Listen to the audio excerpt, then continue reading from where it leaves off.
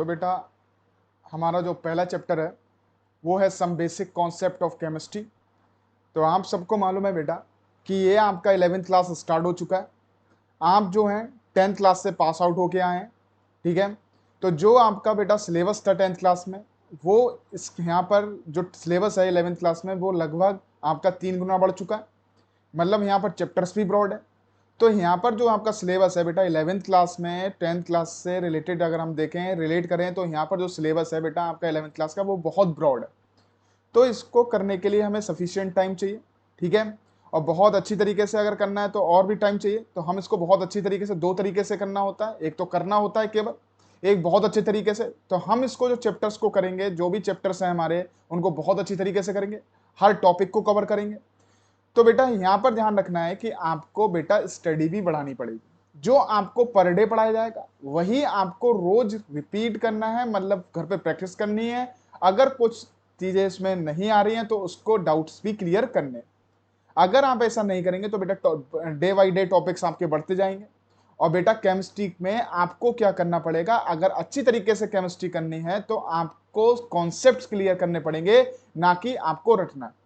अगर आपने केमिस्ट्री रटने का प्रयास किया तो बेटा केमिस्ट्री नहीं हो पाएगी, ये बात ध्यान रखें। तो जो भी है आप कॉन्सेप्ट के लिए बिल्ड अप करें, कॉन्सेप्ट्स के यहाँ पे आप क्या करेंगे, हल्के हल्के आपका ये कंप्लीट हो जाएगा, ठीक है। तो बेटा एक बात ध्यान रखें, हमारा जो फर्स्ट चैप्टर है हमारा 11th क्लास का केमिस्ट्री का फर्स्ट चैप्टर है some basic concepts of chemistry.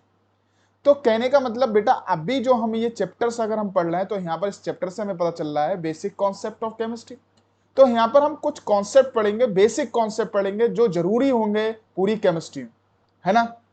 कुछ इंपॉर्टेंट कॉन्सेप्ट पढ़ेंगे, ठीक है।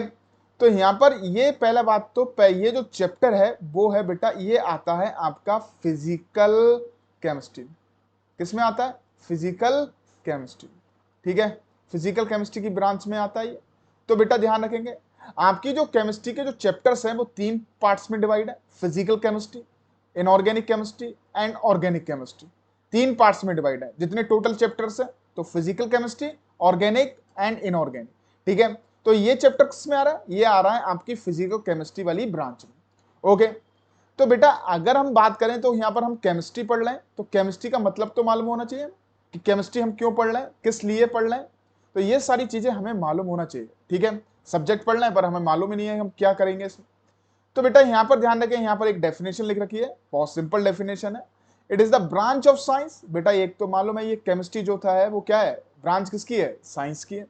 साइंस में आपका फिजिक्स भी आता है, बायो भी आता है। तो उसी तरीके से बेटा केमिस्ट्री भी एक ब्रांच है किसकी, साइंस की। जब आप 9th क्लास में पढ़ते थे तो क्या होता था, साइंस। 10th क्लास में साइंस, साइंस में क्या होता था, फिजिक्स केमिस्ट्री एंड क्या होता था आपका, बायो। तो ये ब्रांच किसकी है बेटा, साइंस की। Which deals with the composition and structure and properties of the matter. तो यहां पर ध्यान रखें, हम यहां पर मैटर की क्या करेंगे बेटा, सबसे पहले ध्यान रखें मैटर के बारे में डिस्कस करेंगे कि मैटर जो है वो किन किन चीजों से मिलकर बना हुआ है, कंपोजिशन उसकी क्या है कि किन किन कंपोनेंट्स से मिलकर बना हुआ है। जैसे मैंने बात की H2O, तो H2O किससे मिलकर बना हुआ है बेटा, हाइड्रोजन एंड ऑक्सीजन। इसके जो कंपोनेंट्स हैं वो क्या है, हाइड्रोजन एंड ऑक्सीजन। किस रेशियो मिले हुए हैं, तो 2:1। 2 रेशियो यानी 2 हाइड्रोजन है और ऑक्सीजन कितने हैं, 1, ठीक है। बाई मास भी बाद में देखेंगे जब हमारे पास लॉस आएंगे। तो 2:1 में यानी कंपोजिशन क्या है, 2 हमारे पास हाइड्रोजन है और ऑक्सीजन। तो ये मैटर, ये जो वाटर है वो तो मैटर है। और मैटर किससे मिलकर बना हुआ है, ये आपके इसमें कौन कौन से कंपोनेंट्स हैं वो हम पहचानेंगे, तो इसे हम बोलते हैं कंपोजिशन। नेक्स्ट वन स्ट्रक्चर देखते हैं। तो ये हमने H2O का एक एग्जांपल ले लिया, मैटर्स तो हमारे पास बहुत, क्योंकि H2O से आप बेटा बहुत अच्छे तरीके से परिचित हैं, आप इसको जानते हैं, इसका फॉर्मूला भी जानते हैं, तो इसलिए मैंने इसका एग्जांपल आपको लिया हुआ। स्ट्रक्चर्स देखें तो बेटा H2O का जो स्ट्रक्चर है ये मैटर है, H2O का जो स्ट्रक्चर है वो इस तरीके का होगा। और यहाँ पर बेटा यहाँ पर 2 लोन पेयर होते हैं। यहाँ पर वो लोन पेयर पे आप फोकस ना करें, अभी तो आप स्ट्रक्चर, आप एटॉमिक स्ट्रक्चर पढ़ेंगे। यहाँ पर देखें इसका बॉन्ड एंगल कितना होगा, 10.5 डिग्री का। तो हम क्या करेंगे, जो मैटर होगा उसका स्ट्रक्चर्स भी डिफाइन करें, देखेंगे इसमें, ठीक है। इसी केमिस्ट्री में प्रॉपर्टीज ऑफ मैटर, यानी हम मैटर की बेटा फिजिकल प्रॉपर्टीज, कौन सी प्रॉपर्टीज, फिजिकल प्रॉपर्टीज, जो किससे रिलेटेड होती हैं, जो रिलेटेड होती हैं बेटा फिजिकल स्टेट्स ऑफ मैटर से। और क्या, केमिकल प्रॉपर्टीज। तो हम स्ट्रक्चर्स देख रहे हैं, प्रॉपर्टीज देख रहे हैं मैटर की, कौन सी हम डिस्कस करेंगे, physical properties and chemical properties. ठीक है, केमिकल प्रॉपर्टीज जैसे मेल्ट, आपके यहाँ देखो फिजिकल प्रॉपर्टीज मेल्टिंग पॉइंट हो गया, बॉइलिंग पॉइंट हो गया, केमिकल प्रॉपर्टीज देख लिया कि प्योर हो गया, इम्प्योर हो गया, ये सब हम डिस्कस करेंगे आगे की तरफ। ओके, तो कंपोजिशन के बारे में पढ़ना है कि जो मैटर है वो किन किन कंपोनेंट्सों से मिलकर बना हुआ, स्ट्रक्चर्स के बारे में बात कर रहे हैं, जो मैटर है उसका स्ट्रक्चर क्या है, प्रॉपर्टीज ऑफ मैटर मतलब केमिकल प्रॉपर्टीज और फिजिकल प्रॉपर्टीज के बारे में बात करेंगे, जैसे हम मेल्टिंग पॉइंट निकालते हैं, बॉइलिंग पॉइंट निकालते हैं, ऑर्डर लेस है कि और उसमें स्मेल आ रही है नहीं आ रही है, या कलरलेस है, क्या है वो। ठीक है, तो वाटर क्या है, कलरलेस है, ऑर्डरलेस है, तो ये सब क्या है, इसकी प्रॉपर्टीज है। ओके, नेक्स्ट वन देखें बेटा, यहाँ पर हमने देखा है कि मैंने यहाँ पर लिखा है, नोट डाउन करके लिखा है, Antoine Laurent Lavoisier is called father of chemistry. तो आपसे पूछा जाए who is the father of chemistry, तो Antoine Laurent Lavoisier is the father of chemistry, क्योंकि इन्होंने केमिस्ट्री को बताया था कि केमिस्ट्री नाम की कोई चीज होती है, इसलिए इनको क्या किया था, फादर ऑफ केमिस्ट्री माना गया। ठीक है, तो ध्यान रखेंगे, इसीलिए इनको बोला था फादर ऑफ केमिस्ट्री, कौन, Antony Laurent Lavoisier. Next slide की तरफ बढ़ते हैं। तो बेटा जब हम केमिस्ट्री में पढ़ ही रहे हैं, सब बेसिक कॉन्सेप्ट में हमारा चैप्टर चल रहा है, तो हमें ये तो मालूम होना चाहिए कि केमिस्ट्री की जो मेन ब्रांचें हैं वो कितनी है। तो मैंने यहाँ पर बेटा डिस्कस कर रखी है, वैसे आपके जो चैप्टर्स हैं वो 3 पार्ट्स में डिवाइड है, 3 केमिस्ट्री में डिवाइड है, आपका physical chemistry, organic chemistry and inorganic chemistry. But मैंने यहाँ पर बेटा आपका एनालिटिकल केमिस्ट्री और बायो केमिस्ट्री भी लिखा है। तो देयर आर मेन जो ब्रांचेज हैं वो कितनी है, लगभग 5 ब्रांचेज हैं। और आपके जो चैप्टर्स हैं वो डिवाइड किसमें, मैंने आपको पहले बता कहा था, physical chemistry, organic and inorganic chemistry. ठीक है, तो बात करते हैं बेटा 5 ब्रांचेस हैं, इसके अंडर भी बहुत सारी ब्रांचेस आती हैं, जो लेकिन मेन ब्रांचेस हैं वो मैंने आपको लिखी हैं। ठीक है, तो there are 5 branches of chemistry. ठीक है, कहीं ना कहीं आपको अभी दिखाना। नेक्स्ट वन हम बात करेंगे बेटा फिजिकल केमिस्ट्री। तो फिजिकल केमिस्ट्री होती क्या है, इसमें हम क्या पढ़ेंगे, इस ब्रांच में हम क्या पढ़ेंगे।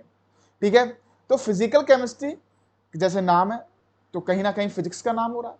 तो बेटा हम जो केमिकल प्रॉपर्टीज हो गई, फिजिकल प्रॉपर्टीज हो गई मैटर की, वो किसका यूज करके करेंगे, पता करेंगे, फिजिक्स का यूज करके, फिजिक्स का लॉज का यूज करेंगे, किसके यूज का करेंगे, फिजिक्स लॉज का यूज करेंगे, क्या करने के लिए, फिजिक्स लॉज का यूज करेंगे हम क्या जानने के लिए, मैटर की physical properties and chemical properties जानने के लिए, फिजिकल एंड केमिकल प्रॉपर्टीज जानने के लिए। तो ये जो भी हम करेंगे वो किस में आएगा, आपका फिजिकल केमिस्ट्री में आएगा। तो यहां पर डेफिनेशन लिख रखी है, physical chemistry is the study of physical properties of atom और molecules using physics and chemistry. किसका यूज कर रहे हैं इस ब्रांच में, हम फिजिक्स का यूज कर रहे हैं, और किसका यूज करेंगे, केमिस्ट्री का, तब हम मैटर के बारे में अच्छी तरीके से जान पाएंगे। ओके, जैसे मेल्टिंग पॉइंट हो गया, बॉइलिंग पॉइंट हो गया, फिजिकल स्ट्रक्चर हो गया, केमिकल स्ट्रक्चर हो गया, एनर्जी हो गई, फोर्स हो गया, टाइम हो गया, these are the example of physical chemistry, इसमें हम ये पढ़ेंगे। जैसे अब हम बात करेंगे, तो बेटा ये मान लो मैंने यहां पर एक स्ट्रक्चर बना रखा है, ये एटॉमिक स्ट्रक्चर, यहां पर आपको बेटा एटम की रेडियस जो फाइंड करेंगे वो किसकी मदद से करेंगे, कि एटम कितना बड़ा होता है इसकी रेडियस जो फाइंड करेंगे, एटम की क्या करेंगे, रेडियस फाइंड करेंगे। तो रेडियस फाइंड किसकी हेल्प से करेंगे, with the help of physics. Okay, और एटम किसका है बेटा, एटम तो हम केमिस्ट्री में पढ़ते हैं, तो फिजिक्स और किसका यूज किया हमने, केमिस्ट्री का।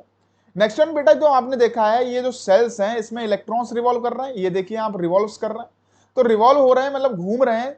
ठीक है, सेल्स में, तो बेटा इन इलेक्ट्रॉन्स की अपनी एक एनर्जी भी होती है। तो जो एनर्जी है, जैसे मैंने यहां पर लिखा है एग्जांपल एनर्जी, तो जो एनर्जी है इलेक्ट्रॉन की वो हम किससे पता करेंगे बेटा, एनर्जी जो है वो किससे पता करेंगे, वो भी हम किसकी हेल्प से पता करेंगे, फिजिक्स का यूज करके करेंगे। ओके, और इलेक्ट्रॉन किसका है वो तो हम केमिस्ट्री में पढ़ते हैं।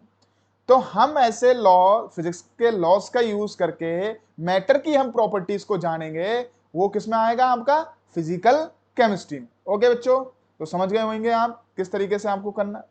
नेक्स्ट वन देखें बेटा ऑर्गेनिक केमिस्ट्री। तो ऑर्गेनिक केमिस्ट्री क्या है बेटा, ऑर्गेनिक केमिस्ट्री देखें तो पहले हमने देखा था जो कंपाउंड्स लिविंग बींग्स से हमें मिलते हैं, किससे मिलते हैं, लिविंग बींग्स। जो कंपाउंड्स हमें क्या मिलते हैं, यहां पर मैंने मेंशन कर रखा है लिविंग बींग्स, और जिसमें क्या होगा, वो कंपाउंड्स हम यहां पढ़ेंगे जिसमें क्या होगा, कार्बन एंड हाइड्रोजन बॉन्डिंग होगी। वो सारे कंपाउंड्स क्या कहलाते हैं, ऑर्गेनिक कहलाते हैं। जिसमें क्या होगा, आपका क्या होगा बेटा, ऑर्गेनिक कंपाउंड्स कहलाएंगे वो सारे कंपाउंड्स जिसमें कार्बन और हाइड्रोजन बॉन्डिंग होगी, और उनके डेरिवेटिव्स को पढ़ेंगे, यानी उनकी स्ट्रक्चर्स को पढ़ेंगे, प्रॉपर्टीज को पढ़ेंगे, कंपोजिशन को पढ़ेंगे, किस किस से मिलकर बने हुए हैं, रिएक्शन को पढ़ेंगे, प्रिपरेशन को पढ़ेंगे ऑफ कार्बन हाइड्रोजन कंपाउंड्स, मतलब ऑर्गेनिक कंपाउंड्स को हम पढ़ेंगे। ऑर्गेनिक कंपाउंड्स की हम क्या करेंगे, पहली बात तो ऑर्गेनिक कंपाउंड्स कौन से होते हैं, जिसमें कार्बन और हाइड्रोजन बॉन्डिंग होती है। बहुत पुराने समय में यह कहा गया था कि बेटा कार्बन जिसमें होता है वो ऑर्गेनिक कंपाउंड्स होते हैं, ठीक है, तो उसको मॉडिफाइड किया गया, जिसमें कार्बन और हाइड्रोजन बॉन्डिंग होती है वो क्या कहलाते हैं, ऑर्गेनिक कंपाउंड्स कहलाते हैं, ठीक है। तो इसमें ऑर्गेनिक कंपाउंड्स की हम क्या पढ़ेंगे, properties, structure, composition, reaction, preparation, ये सारी चीजें हम पढ़ेंगे। तो और किससे मिलते हैं ये ऑर्गेनिक कंपाउंड्स, लिविंग बीइंग से हमें मिलते हैं, और उनके डेरिवेटिव्स के बारे में बात करेंगे। ओके, नेक्स्ट वन बेटा, यहां पर मैंने एक ये लिख रखा है, in 1828 German chemist Friedrich Wöhler synthesize first organic compound urea by ammonium cyanide. तो सिंथेसाइज इसका मतलब ये है बेटा, कहने का मतलब जो है वो यूरिया जो है वो ऑर्गेनिक कंपाउंड है। कैसा है बेटा, ऑर्गेनिक कंपाउंड है, ऑर्गेनिक कंपाउंड होगा, ठीक है, ऑर्गेनिक कंपाउंड है। लेकिन ये जो ऑर्गेनिक कंपाउंड था ये एफ बोलर ने क्या किया था, एफ बोलर ने अपनी लैब में, वैसे तो ये लिविंग बीइंग से प्राप्त होता है, नेचुरली अकरिंग होता है, लेकिन ये क्या किया था, एफ बोलर ने अपनी लैब में क्या किया था, सिंथेसाइज किया था। मतलब पहला ऐसा ऑर्गेनिक कंपाउंड था जो लैब में बनाया गया था। ओके, वैसे तो कहां से मिलते हैं, लिविंग बीइंग से मिलते हैं, लेकिन ये पहला ऐसा कंपाउंड था जो कहां बनाया गया था, लैब में बनाया गया था। किसने बनाया था, एफ बोलर, फ्रेडरिच बोलर ने। किस में बनाया था, 1828, ठीक है। तो आप समझ गए होंगे। तो यहां पर ध्यान रखेंगे कि बेटा मैंने एग्जांपल्स लिखे, हाइड्रोकार्बन्स, हाइड्रोजन और कार्बन से जो मिलके बने होते हैं वो हाइड्रोकार्बन कहलाते हैं। तो जैसे मीथेन हो गया, जैसे देखिए हमने मीथेन देखा, इसमें कार्बन और हाइड्रोजन बॉन्डिंग है, तो it is called organic compound. यहां पर भी देखो बेटा, एल्कोहल में कार्बन हाइड्रोजन बॉन्डिंग है, एल्डिहाइड में भी कार्बन हाइड्रोजन बॉन्डिंग है, एसिड, ये एसिटिक एसिड लिया, इसमें भी कार्बन हाइड्रोजन बॉन्डिंग है, ईस्टर है, इसमें भी कार्बन हाइड्रोजन बॉन्डिंग है, ईथर है, इसमें भी कार्बन हाइड्रोजन बॉन्डिंग है, कीटोन है, इसमें भी हाइड्रोजन बॉन्डिंग है, एमीन है, उसमें भी है, एमाइड है, उसमें भी है। यानी जिसमें कार्बन हाइड्रोजन बॉन्डिंग होगी वो सब क्या कहलाएंगे बेटा, ऑर्गेनिक कंपाउंड्स कहलाएंगे। जैसे ग्लूकोज, ग्लूकोज में भी आपका क्या होगा, ग्लूकोज का फॉर्मूला C6H12O6, और आप जब देखेंगे तो इसका स्ट्रक्चर सब जब आप देखेंगे, जब पढ़ेंगे बायोमोलिक्यूल्स, तब इसमें कार्बन हाइड्रोजन बॉन्डिंग है, यानी वो भी क्या कहलाएगा, आपका ऑर्गेनिक कंपाउंड कहलाएगा। नेक्स्ट वन में बढ़ते हैं हम नेक्स्ट ब्रांच की तरफ। तो हमारा है बेटा इनऑर्गेनिक कंपाउंड्स, मतलब इनऑर्गेनिक केमिस्ट्री, ठीक है। तो इनऑर्गेनिक कंपाउंड्स या inorganic chemistry, the branch of chemistry which deals with the study of compounds, उन कंपाउंड्स की बात करेंगे बेटा। ऑर्गेनिक क्या थे, जिसमें कार्बन हाइड्रोजन बॉन्डिंग थी। इनऑर्गेनिक क्या है, जिसमें कार्बन और हाइड्रोजन बॉन्डिंग नहीं होगी, ठीक है, कार्बन और हाइड्रोजन बॉन्डिंग नहीं होगी। कार्बन तो होगा लेकिन कार्बन हाइड्रोजन बॉन्डिंग नहीं होगी। जैसे मैंने यहां पर लिखा है salt, metals, minerals, etc, like कैसे, जैसे हमने लिखा वाटर, तो वाटर में कार्बन हाइड्रोजन है, तो कैसा है, इनऑर्गेनिक। NaCl, इसमें कार्बन हाइड्रोजन है, कार्बन मोनोऑक्साइड CO, ठीक है, कार्बन मोनोऑक्साइड, यहां पर कार्बन है बट ऑक्सीजन, वो हाइड्रोजन नहीं, तो ये भी किसमें आ रहा है, इनऑर्गेनिक। कार्बन डाइऑक्साइड, इसमें भी कार्बन हाइड्रोजन बॉन्डिंग नहीं, कार्बन तो है बट ऑक्सीजन नहीं। ऐसा पहले लिखा गया था कि जिसमें कार्बन होता है वो ऑर्गेनिक कंपाउंड्स होते हैं, लेकिन इस डेफिनेशन को मॉडिफाइड किया गया, और जिसमें कार्बन और हाइड्रोजन होते हैं वही ऑर्गेनिक कहलाते हैं, ठीक है। तो नेक्स्ट वन देखो, कार्बोनेट्स, ठीक है, कार्बोनेट जिसमें होगा, जैसे मैंने कहा CaCO3, तो ये क्या होगा, ये सब इनऑर्गेनिक है। तो जिसमें कार्बन हाइड्रोजन बॉन्डिंग नहीं होगी वो क्या कहलाएंगे, इनऑर्गेनिक कहलाएंगे, ठीक है। जैसे साइनाइड हो गया, हमारे पास क्या होगा, थायोसाइनाइड हो गया, SCN हो गया, तो कहीं पर भी आपको कार्बन हाइड्रोजन बॉन्डिंग नहीं मिलेगी, और जो हमें किससे मिलेंगे, नॉन लिविंग बीइंग्स से मिलते हैं, ठीक है। वो कंपाउंड जो नॉन लिविंग बीइंग्स से मिलेंगे और इसमें कार्बन हाइड्रोजन बॉन्डिंग नहीं होगी वो क्या कहलाएंगे, आपके इनऑर्गेनिक कंपाउंड्स कहलाएंगे, ठीक है। नेक्स्ट वन है एनालिटिकल केमिस्ट्री। तो इस ब्रांच में हम क्या पढ़ेंगे, तो इस ब्रांच में बेटा हम पढ़ेंगे, it is the branch of chemistry in which we study the qualitative and quantitative analysis of chemical substance. तो बेटा याद रखें, ये हम जो पढ़ रहे हैं qualitative and quantitative analysis of chemical substance. तो बेटा यहां पर इसका मतलब तो समझ लें। तो क्वालिटेटिव का जैसा नाम है वैसा ही बिल्कुल इसकी प्रॉपर्टीज है, किस तरीके से बता रखा है। तो क्वालिटेटिव का मतलब ये होता है बेटा कि हम बात करेंगे क्वालिटी के बारे में। किसके बारे में, क्वालिटी, क्वालिटी का मतलब कि वो किस तरीके का है। मान लो मेरे पास CaCO3 या मेरे पास NH4Cl है, अमोनियम क्लोराइड। मैंने आपको ये सॉल्ट जो है एक पुड़िया में बांध के दे दिया। जब आप केटाइन एनाइन टेस्ट करते हैं, एनालिटिकल केमिस्ट्री का जो यूज होता है वो एक्सपेरिमेंटली होता है, टाइट्रेशन में यूज होता है। ठीक है, आपका किस में यूज होता है? एक्सपेरिमेंटली यूज होगा, यानी जो भी एक्सपेरिमेंट करेंगे वो एनालिटिकल केमिस्ट्री में आते हैं। तो ध्यान रखेंगे, आपको क्या किया जाएगा, जब आप लैब में जाएंगे तो आपको एक पुड़िया थमा दी जाएगी। पुड़िया थमा दी जाएगी, उसमें एक सॉल्ट डाल दिया जाएगा सब व्हाइट कलर का, और आपसे कहेगा ये पहचानिए क्या है। तो आपको उसमें कॉन्स्टिट्यूएंट आइंस पहचानने होंगे। इसमें क्या है, जैसे आपको NH4Cl दे दिया, तो आपको उसमें पहचानना है टेस्ट करके कि इसमें NH4 है और क्या है, Cl नेगेटिव है। तो आपने इसकी क्या पहचानी? क्वालिटी, कि इसमें कौन से आइंस मौजूद है। अगर आपको एक बेटा ऐसा होगा कि एक टेस्ट ट्यूब दी जाएगी और उसमें क्या दे दिया जाएगा, इथेनॉल दिया जाएगा, ठीक है, जैसे C2H5 और OH दे दिया, तो आपको ये पहचानेगा ये इसमें कौन सा फंक्शनल ग्रुप है। तो इसमें कौन सा फंक्शनल ग्रुप है? OH। तो फंक्शनल ग्रुप पहचानेंगे, केटाइन और एनाइन पहचानेंगे। तो ये जो सब क्वालिटी जो पहचानना है, किसमें पहचानना है? क्वालिटेटिव एनालिसिस में। मतलब हम किसकी, जो गिवन सब्सटेंस है उसकी क्या पहचानना है? क्वालिटी पहचानना है। क्वालिटी किस पे? यहाँ पे उसमें आइंस क्या मौजूद है, उसमें फंक्शनल ग्रुप क्या मौजूद है, ये सब हम पहचानेंगे गिवन सैंपल में, तो वो कहलाएगा क्वालिटेटिव एनालिसिस। ओके बच्चों, तो ध्यान रखना है। नेक्स्ट वन बेटा ध्यान रखें, अगर हम ध्यान रखते हैं कि हमें क्या करना है, तो हम यहां पर एक बात ध्यान रख रहे हैं कि यहां पर आ रहा है क्वांटिटेटिव। तो क्वांटिटेटिव का मतलब होता है बेटा क्वांटिटी से। क्वांटिटी तो मतलब जानते होंगे आप, अमाउंट, अमाउंट से रिलेटेड है। तो अमाउंट का मतलब कि आपको जो चीज दे रखी है, जैसे मान लो एक मेडिसिन बनी, एक मेडिसिन बनी तो उसमें बहुत सारे आपके क्या मिलते हैं, कंपोनेंट्स होंगे। तो कौन सा कंपोनेंट कितना मिला हुआ है वो किस में आएगा? क्वांटिटेटिव एनालिसिस में। कौन सा कंपोनेंट कितने ग्राम है, आपने देखा होगा कोई मेडिसिन होगी तो उसमें इतने ग्राम ये है, इतने ग्राम एंथ्रासीन है, इतने ग्राम पैरासीटामोल है, इतने ग्राम ये चीज है, इतने ग्राम ये चीज है। तो वो किस में पहचानना है? अमाउंट ऑफ सब्सटेंस, मतलब अमाउंट की हम बात करेंगे। ठीक है, ठीक। तो qualitative analysis is the method used to determine the amount of chemical substance in a sample. जो आपको सैंपल दिया गया है, मतलब एक मेडिसिन दी गई है या कोई सैंपल दे दिया गया है, तो उसमें कितने कितने अमाउंट क्या क्या चीज है। आपने कोई खाने वाली चीज लेके आते हैं तो उस पर लिखा होता है 2 ग्राम कैलोरी, या ये इतना प्रोटीन, इतनी चीज, ये इतने ग्राम, ये। तो वो सब किसमें आ रहा है? क्वालिटेटिव एनालिसिस में। वो किससे पहचाना उनने? Qualitative analysis. ओके बच्चों, नेक्स्ट ब्रांच की तरफ हम बढ़ते हैं, तो डेट इज कॉल्ड बायोकेमिस्ट्री। और बायोकेमिस्ट्री इज द ब्रांच जिसमें केवल हम करेंगे, केवल जो करेंगे किसका यूज करेंगे? जो बायोलॉजिकल्स हमारे अंदर होता है। कहीं ना कहीं ऑर्गेनिक केमिस्ट्री के अंदर ही बायो केमिस्ट्री आती है, लेकिन मैंने इसको अलग डिस्क्राइब कर रखा है, यहां पर बता रखा है, क्योंकि यहां पर केवल हम वो कंपाउंड्स पढ़ेंगे जो बायोलॉजिकल्स हमें मिलेंगे। ठीक है, जैसे सेल्स हो गए, प्रोटीन्स हो गए, लिपिड्स हो गए, ऑर्गेनेल्स हो गए। तो बेटा इनके बीच में क्या बॉन्डिंग है, कैसा शेप है, क्या स्ट्रक्चर है, ये हम सब देखेंगे। वो किसमें देखेंगे? तो हमने किसका यूज किया? बायो और केमिस्ट्री का।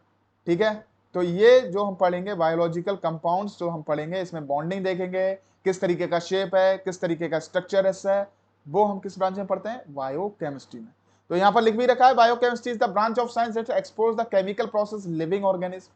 ठीक है, कौन से केमिकल प्रोसेसेस हो रहे हैं जो लिविंग ऑर्गेनिज्म में, कैसे डाइजेस्ट हो रहा है, क्या हो रहा है, क्या नहीं हो रहा है, किस तरीके की बॉन्डिंग है इनके बीच में, किस तरीके का शेप बना हुआ है, किस तरीके के इन कंपोनेंट्स में जो प्रोटीन्स है उनके बीच में स्ट्रक्चर है, किस किस के साथ कंबाइन हो चुके हैं ये, है ना, कैसे रिएक्शन करते हैं, कैसे एसिड से रिएक्शन करते हैं, क्या होता है, ये सब हम पढ़ेंगे। It is a laboratory based science, ये लेबोरेटरी बेस्ड साइंस है, brings together biology and chemistry. Bio और केमिस्ट्री का यूज करेंगे। जैसे कार्बो सेल्स हो गए, कार्बोहाइड्रेट्स हो गए, ठीक है, कार्बोहाइड्रेट्स हो गए। ठीक है, तो ध्यान रखेंगे। तो ये जो सब चीज हो गए, कार्बोहाइड्रेट्स हो गए, एंजाइम्स हो गए, प्रोटीन्स हो गए, लिपिड्स हो गए, है ना, ये सब हम देखेंगे किसमें? इसी में आपका। तो ध्यान रखेंगे बच्चों कि किस तरीके से हमें ये करना है, कहां पर किस तरीके से। तो आज हमने जो डिस्कस किया है वो हमने किया है ब्रांचेस ऑफ केमिस्ट्री। तो बेटा अगर आपको ये लेक्चर्स आपको लगातार चाहिए और लगातार आपको ये चैप्टर्स कंप्लीट करने हैं, तो हमारा एक ऐप है जिसमें नीचे लिखा हुआ है फिजिक्स ब्रो। आप प्ले स्टोर पे जाएंगे, फिजिक्स ब्रो नाम का एक ऐप है, आप वहां जाके उस ऐप को डाउनलोड करें और वहां से आप रजिस्टर कर सकते हैं और आप लाइव कोर्स परचेज कर सकते हैं। ठीक है, लाइव आपको पढ़ाया जाएगा, हर चैप्टर का आपको डिस्क्रिप्शन बिल्कुल ब्रॉड तरीके से आपको डिस्क्राइब किया जाएगा। डाउट क्लासेस होंगी, असाइनमेंट्स मिलेंगे, है ना, नोट्स मिलेंगे, नोट्स की पीडीएफ मिलेगी और आपको डाउट सेक्शन में, लाइव क्लासेस में भी डाउट सेक्शंस होंगे। एक वीक में एक डे ऐसा रखा जाएगा जिसमें आपको क्या किया जाएगा, डाउट सेक्शंस क्लियर करने करे जाएंगे। ओके बच्चों, तो ध्यान रखें, आगे पढ़ते रहें, बढ़ते रहें और रोज आप प्रैक्टिस करते रहें। Okay, thank you.